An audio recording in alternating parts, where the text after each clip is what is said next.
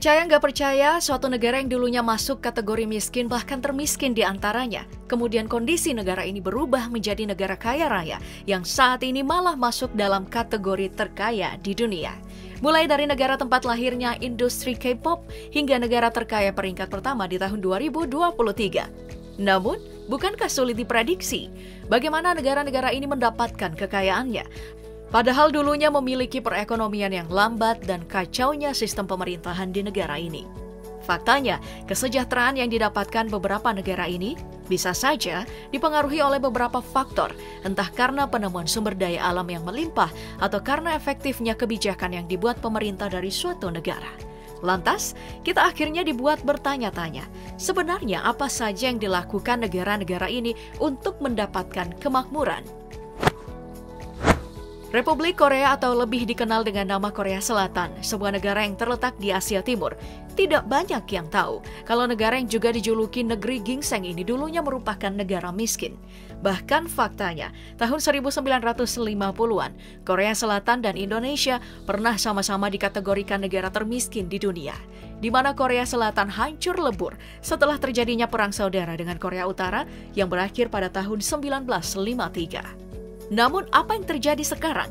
Bisa dibilang kedua negara ini memiliki nasib yang berbeda. Itu karena saat ini Korea Selatan atau Korsel masuk dalam daftar 100 negara terkaya di dunia. Sementara Indonesia masuk dalam kategori 100 negara termiskin di dunia. Korea Selatan menjadi salah satu negara maju yang berada di peringkat ke-30 negara terkaya di dunia berdasarkan tinjauan ekonomi dunia pada April 2023. Lalu bagaimana caranya Korea Selatan banting setir dalam kurun waktu yang hanya beberapa puluh tahun? Jika melihat sejarah, kejayaan ekonomi Korea Selatan dimulai pada masa pemerintahan presiden ketiga, Jenderal Park Chung-hee pada tahun 1961, di mana ia mengubah citra Korea Selatan dari negara agraris menjadi negara penguasa industri dunia. Presiden ketiga Korsel ini memang melakukan banyak terobosan untuk memperkuat bidang industri di Korea Selatan, hingga melahirkan banyak konglomerat dan pebisnis yang kemudian membangun produk-produk berkualitas seperti Samsung, LG, Hyundai, dan masih banyak lagi.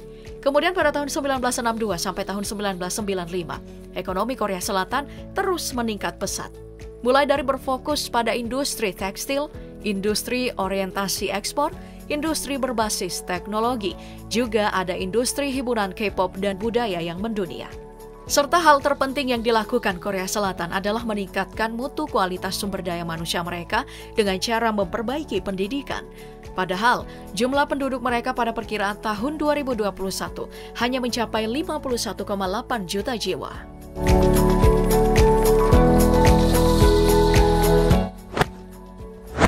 Selanjutnya, Brunei Darussalam yang kini menempati urutan ke-11 sebagai negara terkaya di dunia, bahkan melampaui Korea Selatan. Bukankah cukup mengejutkan? Bagaimana bisa sebuah negara kecil yang cuma seperti terselip di Kalimantan ini menjadi negara kaya? Brunei juga bahkan menempati 14% dari seluruh total wilayah Pulau Kalimantan, tepatnya di sebelah utara, dan berbatasan langsung dengan Laut Cina Selatan, serta diapit oleh negara Malaysia. Sebagai salah satu negara bekas jajahan Inggris yang merdeka pada tahun 1984, Brunei dulunya sangat bergantung pada hasil karet dan sagu di negaranya. Tingkat kemiskinan di Brunei memang terbilang cukup tinggi sebelum ditemukannya cadangan minyak pada tahun 1929. Namun terjadinya Perang Dunia Kedua sekaligus terjadi krisis ekonomi paling buruk di Brunei. Hal itu mampu mendorong pertumbuhan industri minyak di negara miskin itu. Lalu, pada tahun 1930 sampai tahun 1940, yang merupakan tahun awal Brunei menjadi negara kaya karena berhasil mengekspor emas hitam.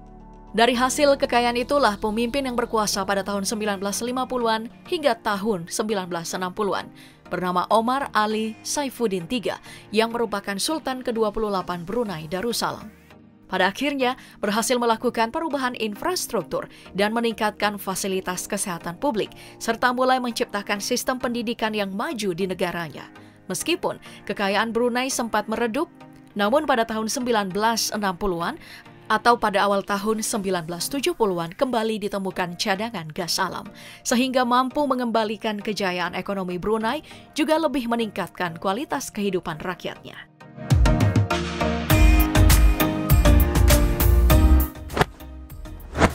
Setelah Brunei ada Norwegia, sebuah negara yang terletak di wilayah Eropa Timur.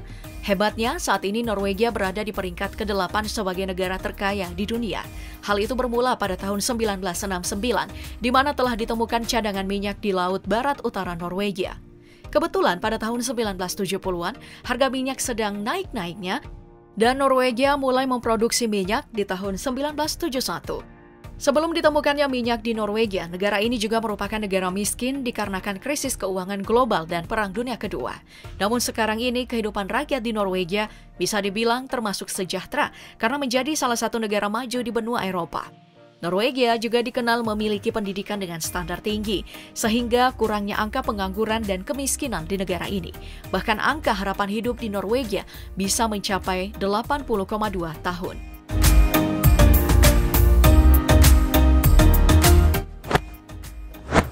Selanjutnya, kita beralih ke negara yang kerap kali diibaratkan dengan ikon kekayaan dan kesejahteraan ekonomi dunia. Siapa lagi kalau bukan Swiss? Merupakan negara yang terletak di Eropa dan dikenal memiliki standar kehidupan yang tinggi. Bahkan saat ini, Swiss masuk dalam kategori 10 negara terkaya di dunia yang berada di urutan ke-7. Swiss merupakan sebuah negara yang tetap menjadi kaya walaupun pertumbuhan ekonomi semakin menurun. Dimulai pada akhir abad ke-19, di mana periode industrialisasi merupakan peluang untuk melakukan transformasi ekonomi di Swiss. Negara ini memilih mengembangkan sektor pariwisata dan perbankan yang menjadikan Swiss cepat berkembang dan akhirnya menjadi negara maju. Tidak sampai di situ, berlanjut pada abad ke-20, menjadi negara ini untung dalam Perang Dunia Pertama dan Kedua.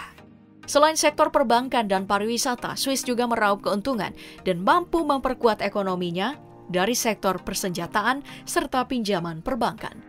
Hingga pada tahun 1950-an, peralihan ekonomi Swiss malah berlanjut menjadi industri, di mana 25% PDB Swiss dihasilkan dari sektor industri itu.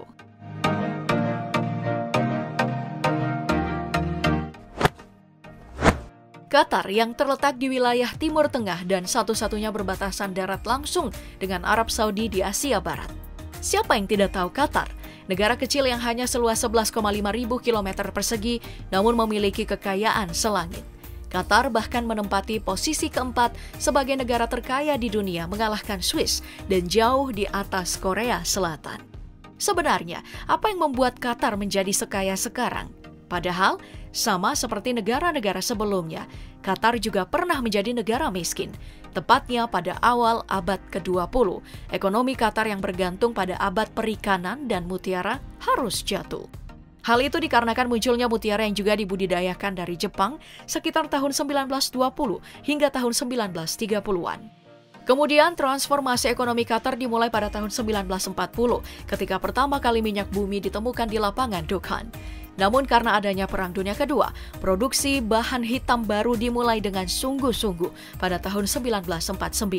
Sampai saat ini, pemasukan utama Qatar yaitu ekspor minyak dan gas bumi.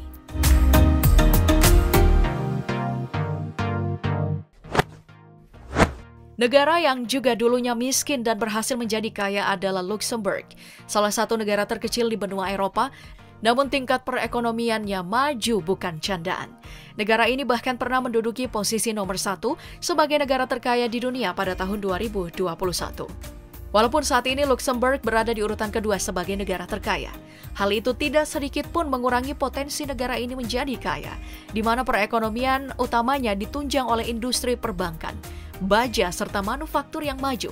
Padahal sebelumnya pada awal abad ke-19, sekitar 80% penduduk Luxembourg yang kurang lebih berjumlah 180.000 jiwa hanya bekerja di bidang pertanian. Juga terbelenggu dalam kemiskinan yang hampir membuat banyak keluarga tak mampu bertahan hidup. Ketika keadaan lebih memburuk, sekitar sepertiga penduduk Luxembourg keluar ke negara lain untuk mencari kehidupan yang lebih baik. Namun keadaan seketika berubah ketika ditemukan cadangan biji besi ukuran raksasa pada pertengahan abad ke-19. Sejak saat itu, pertambangan dan banyak pabrik mulai bermunculan serta lahirlah industri baja terkemuka.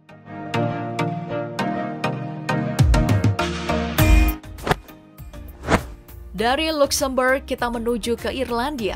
Kedua negara ini sepertinya memiliki hubungan timbal balik dalam posisi sebagai negara terkaya. Jika Luxembourg yang pernah di peringkat pertama turun ke peringkat kedua, maka Irlandia sebelumnya berada di posisi kedua naik peringkat ke posisi pertama sebagai negara terkaya saat ini pada tahun 2023. Lantas, apa yang terjadi dengan Irlandia yang bahkan pernah berada di posisi negara termiskin di Eropa? Sama seperti negara-negara sebelumnya, tentu ada perjuangan panjang di balik titik kejayaan yang dicapai Irlandia. Pada awal tahun 1990-an, pertumbuhan ekonomi di negara ini terhenti serta tingginya tingkat inflasi dan pengangguran. Alasannya, mengapa Irlandia bisa sekaya sekarang, yaitu berkat banyaknya investasi dari berbagai perusahaan global pada pertengahan tahun 2010. Karena Irlandia menerapkan kebijakan pajak yang rendah untuk berbagai perusahaan global. Bahkan negara ini telah menjadi salah satu surga pajak menguntungkan bagi perusahaan-perusahaan yang mendunia. Hal itu juga menyebabkan pertumbuhan ekonomi Irlandia meroket dan anjloknya angka pengangguran. Kemudian standar hidup di Irlandia pun naik dan langsung menandingi negara-negara terkaya di Eropa hingga di dunia.